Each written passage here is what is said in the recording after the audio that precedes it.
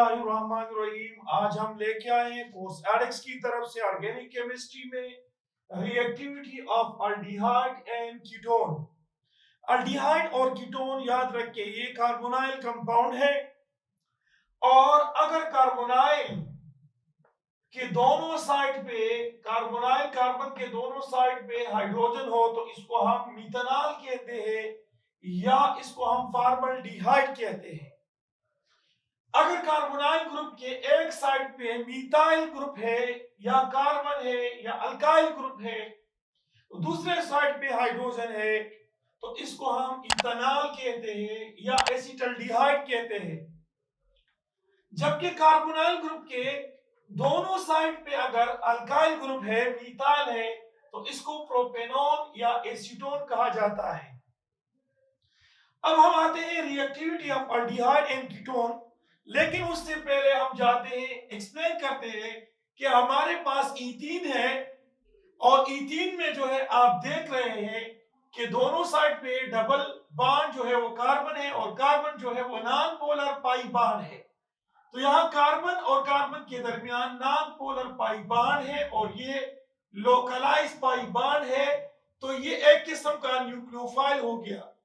तो हुआ क्या कि यहाँ पर सबसे पहले अटैक करेगा इलेक्ट्रोफाइल और उसके बाद न्यूक्लियोफाइल अटैक करता है। क्यों?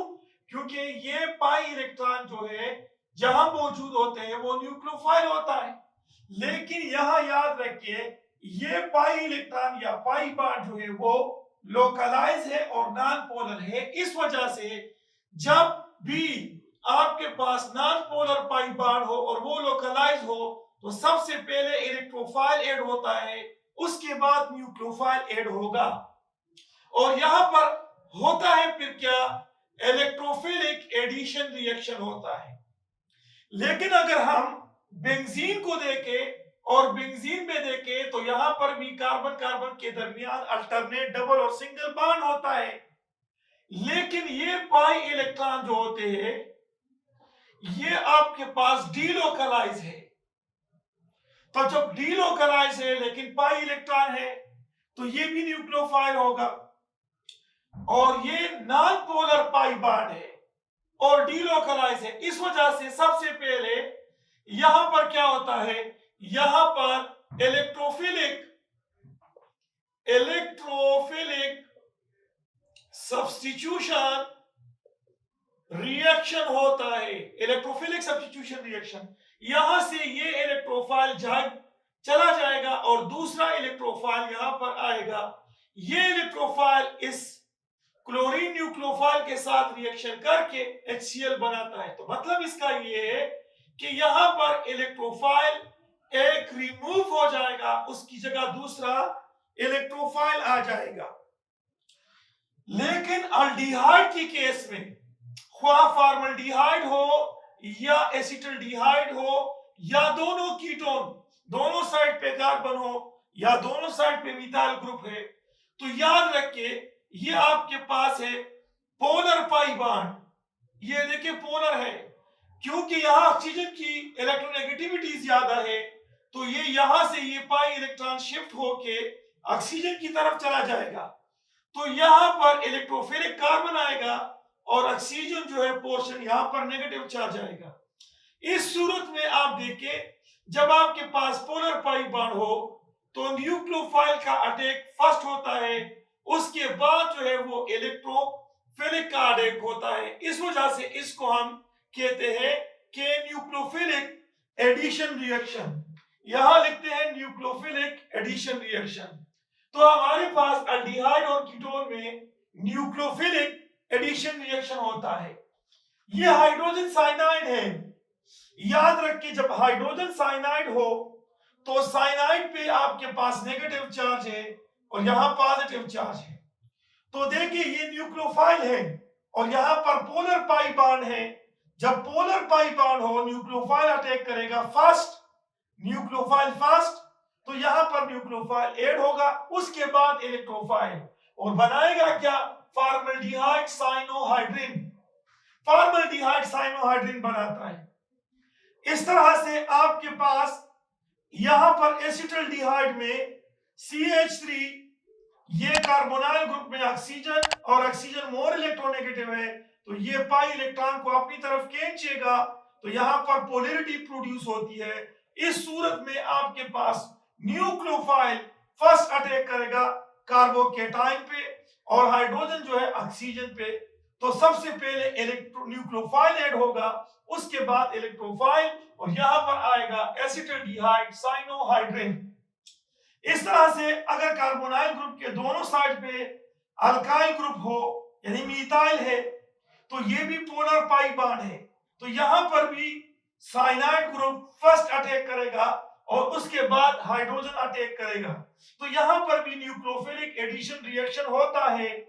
क्यों न्यूक्लियोफिलिक एडिशन रिएक्शन? क्योंकि डबल बॉन्ड जो है वो यहां देखिए ये कन्वर्ट होता है, सिंगल बॉन्ड में कन्वर्ट होता है और ये कीटोसाइनोहाइड्रिन बनाता है।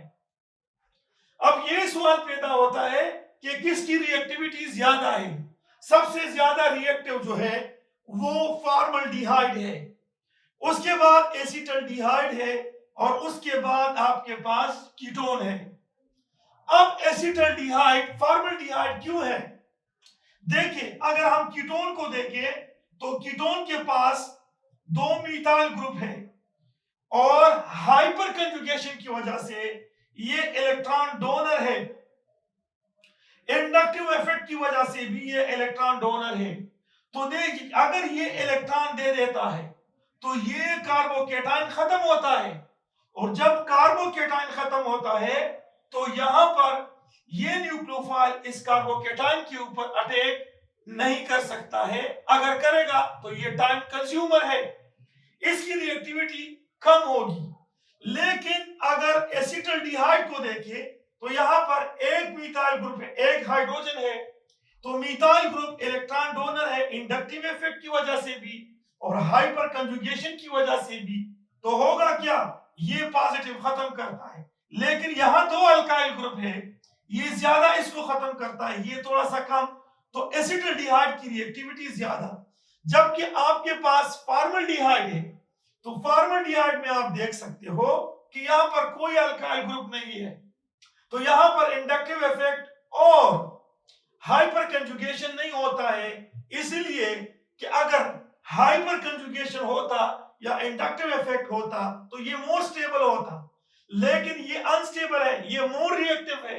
क्यों मोर रिएक्टिव है? क्योंकि यहां पर कोई अल्काइल ग्रुप, कोई मीथाइल ग्रुप वो मौजूद नहीं है जो हाइपर कंजुगेशन या इंडक्टिव इफेक्ट की वजह से कार्बोकेटाइन को इलेक्ट्रॉन डोनेट कर सके और ये पॉजिटिव चार्ज को खत्म कर सके। इस वजह से यहां साइनाइड बहुत तेजी से, ये साइनो ग्रुप बहुत तेजी से रिएक्ट कर जाएगा और इसके बाद इलेक्ट्रोफाइल अटैक करेगा। तो फर्स्ट न्यूक्लियोफाइल, बाद में इलेक्ट्रोफाइल।